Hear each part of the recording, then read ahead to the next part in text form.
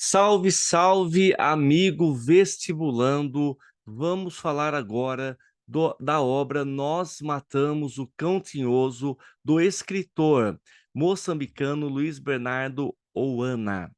Obra que foi inserida no vestibular deste ano da FUVEST e representa uma história muito significativa e muito reflexiva, como iremos ver na sequência, ok?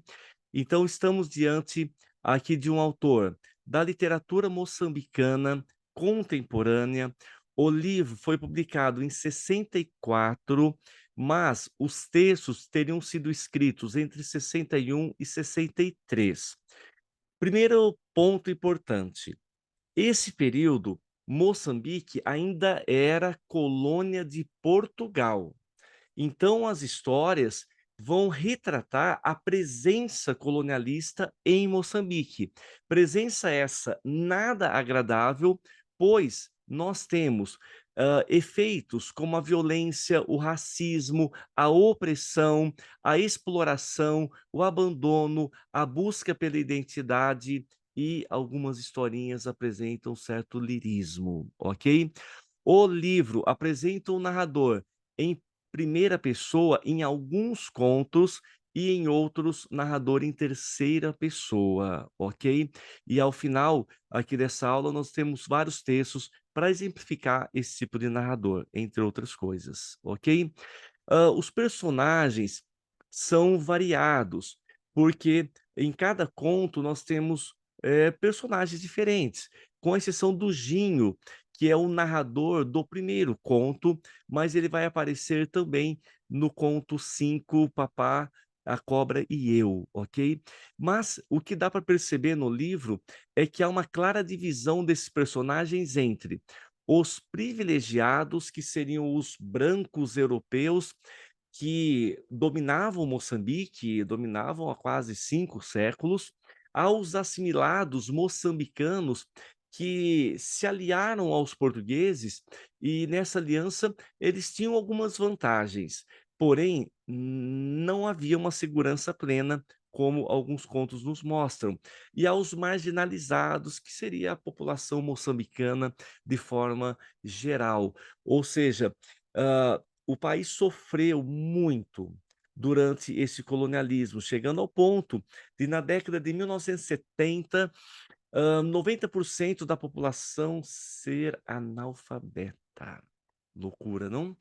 O tempo da história, época dos anos de 1960, época do colonialismo, período anterior à guerra colonial moçambicana, que vai se dar entre 64 e 74. E o autor pertenceu também à Frelimo, que é essa frente que vai combater o colonialismo, alcançando a independência em 1975. O espaço é Moçambique e menciona escola, clube, casa, bar, venda, machamba, que é uma propriedade rural, um sítio, né? É um espaço variado porque são várias histórias que nós temos. A linguagem é o português padrão, português de Portugal, mas com marcas de oralidade, regionalismo moçambicano, presença também do descritivismo, bem como análise social e psicológica, ok? Através dessa linguagem, visando apresentar algo muito especial, que são críticas sociais para que o leitor possa se conscientizar do quanto, opressor era o colonialismo. Porque a grande questão é, hã, de tanto haver o colonialismo, as pessoas acabavam se acostumando. Então, como é que se pode fazer uma resistência se a população não tem uma consciência, não percebe, a violência praticada de maneira explícita ou sutil, que é pior ainda, ok? Então, a obra apresenta 8 contos e vamos comentar rapidinho cada um deles. O conto que dá nome ao livro, Nós Matamos o Cão Tinhoso, apresenta em síntese meninos encarregados de matar um cão doente. Esse conto apresenta uma alegoria da exclusão, O cão tinhoso é um cão doente, velho, fragilizado, mas remete ao povo moçambicano que, diante dos séculos de colonialismo, estaria numa situação parecida à do cão. O conto 2, Inventário de Imóveis Adjacentes, apresenta como narrador um jovem que descreve os cômodos da própria casa. É uma situação geral de precariedade, porque a casa vive fechada, porque o pai assim determinou. Há livros na casa, mas os livros ficam escondidos sob cortinas, por exemplo, ou embaixo da cama. E aí ficamos sabendo nesse conto que o pai havia sido preso. E a casa estar fechada seria uma estratégia, para que o pai não sofresse qualquer outra represália, né. Ou seja, o conto apresenta uma perseguição a intelectuais, e esse inventário feito por esse jovem é uma forma dele mostrar aquilo que ele iria herdar da família, ok? Dina apresenta o narrador em terceira pessoa. A história se passa numa machamba, numa fazenda, com trabalhadores sendo duramente explorados. E não só a exploração é social, mas é uma exploração também pessoal, na qual o capataz branco, que comandava os trabalhadores moçambicanos, vai ter um abuso sexual, tendo uma relação com a Maria, filha de Madala, um trabalhador muito velho, mas que todos admiravam, né. Ou seja, mostra esse colonialismo que não tem respeito por ninguém que se encontra à frente, e é uma história de algo, assim, que tinha tudo para gerar uma revolta por esse abuso do capataz, porém é a sabedoria do Madala que impede que isso aconteça, porque ainda não havia chegado a hora, né. É uma fase de conscientização do colonialismo para uma posterior resistência e combate, então o Madala segura as pontas nesse caso. A velhota apresenta o narrador em primeira pessoa, e esse narrador sofreu agressões muito dolorosas. E ele vai procurar a mãe vai acolhê-lo e haverá assim uma revolta contida desse jovem que quer se vingar daqueles que bateram nele, mas ali o abraço com a mãe também é uma forma de mostrar que a hora não chegou, tá. Porém, mais do que isso, é uma volta às origens, é um resgate da identidade, porque o jovem a que desse conto A Velhota, não parava em casa, ele seria um assimilado, e aí, como assimilado, ele sofreu uma violência que mostra que não tinha tanta vantagem assim não, ok? Aí nós temos a história 5, Papá, Cobra e Eu. O narrador em primeira pessoa é o Ginho, o mesmo do primeiro conto, e vai mostrar a caça a uma cobra que havia no fundo do quintal.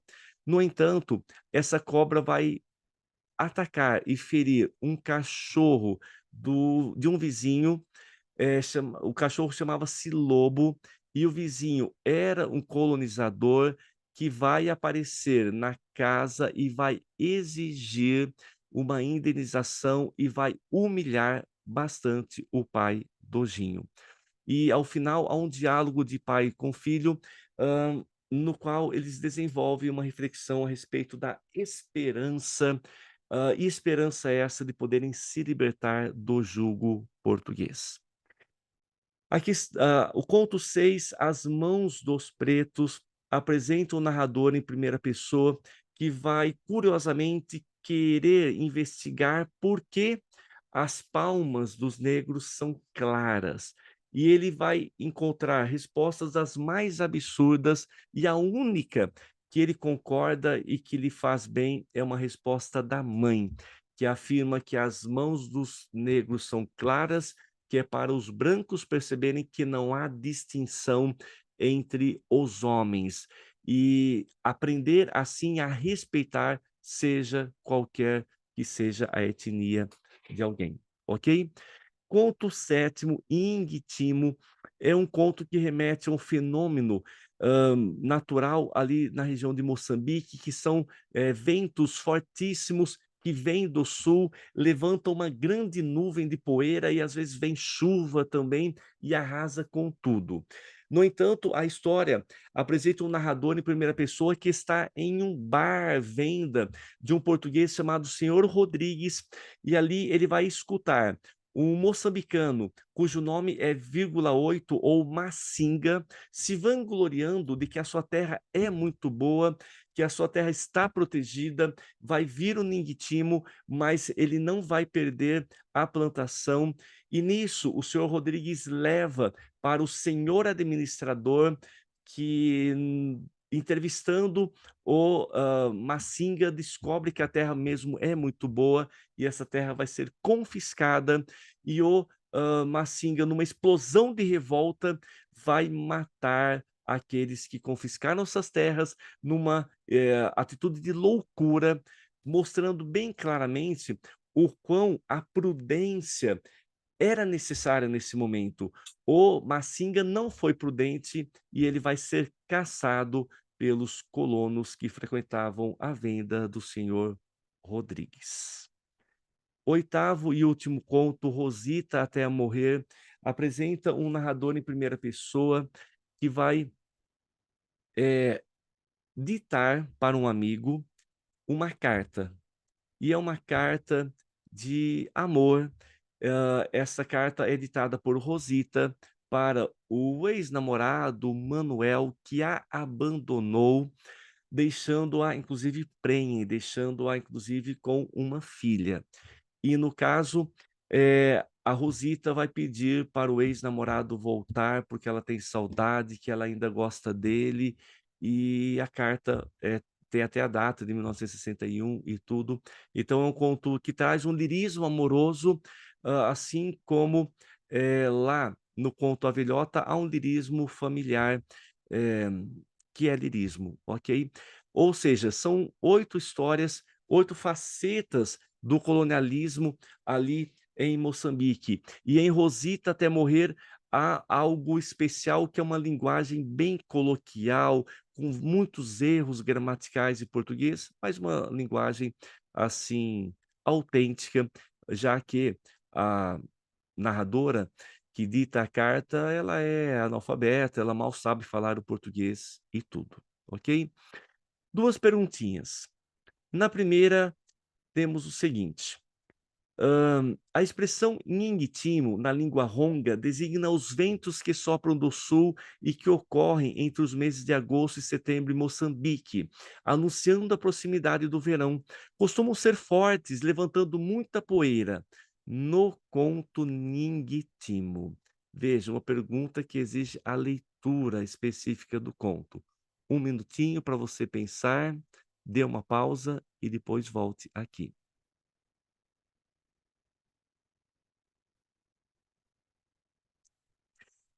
A alternativa correta é a letrinha D de dado. O vento exerce papel importante no enredo e ainda possui dimensão alegórica, simbolizando a irrupção de um súbito movimento de violência. Ou seja, aquela coisa destruidora do vento vai influenciar o Massinga ou o vírgula 8 para reagir àqueles que estavam saqueando a sua terra e expulsando ele dela, tá? Próxima pergunta, na verdade não é uma pergunta, são vários textos, cada um de um conto, para ilustrar esta nossa aula, tá? Então eu vou mencionar algumas, como por exemplo, esta do conto 3 que diz: "O branco é mau, ele demora muito antes de mandar largar. Eu via isso quando trabalhava na machamba. Também não deixa as pessoas endireitarem-se por um bocado para descansar as costas. Eu vi isso numa vez." Então fica bem clara a exploração aqui, nesse conto. No conto um, vale destacar a figura da Isaura, que é a menina que vai defender o cão, do cruel assassinato, de meninos da escola e ela era vista como louquinha, mas na verdade ela tinha um amor tão grande no coração, que representa a mãe África, que acolhe os filhos independente da sua situação. É algo que aparece também no conto A Velhota, em que a mãe acolhe o filho que apanhou, que foi espancado, apesar do filho, mal ficar em casa, ok? E aí na sequência, vale observar aqui esse trechinho do conto 5, em que há uma expressão em Ronga, né, uma das línguas de Moçambique, Tatana Haku Dumba Ossi Yatiloni Misaba. Confiamos em ti, Senhor da terra e do céu. É uma referência à oração que o pai de Ginho vai fazer depois da opressão do senhor Castro, porque o cachorro dele foi atacado pela cobra e o senhor Castro quer uma indenização sem nenhuma dúvida, tendo o pai do Ginho culpa ou não, a opressão, o autoritarismo colonialista vai se apresentar de uma maneira muito forte, ok? E aqui abaixo nós temos um trecho do conto 8 em que a Rosita menciona: Manuel tem essa nossa pele, mas agora é branco, ou seja, ele teria se assimilado, deixado a namorada, noiva Rosita, para andar com brancos ou correr atrás de brancas, e aí o português errado, né? Esqueceu os vovô dele que morreu, esqueceu a filha dele que nasceu, esqueceu terra, esqueceu tudo. Minha boca não gosta falar coisa que meu coração está a dizer, mas minha cabeça fica maluco quando minha boca não diz: "Eu gosto muito você, eu gosto a você outra vez muito", ou seja, é uma personagem desamparada que anseia muito pela volta do namorado ou do noivo ou do pretenso marido aí, ok? Então essas, em linhas gerais, são as características dessa obra. Espero que vocês possam aproveitá-las e vão para a prova e façam uma prova exemplar com muito sucesso e realização. Um beijão e até a próxima.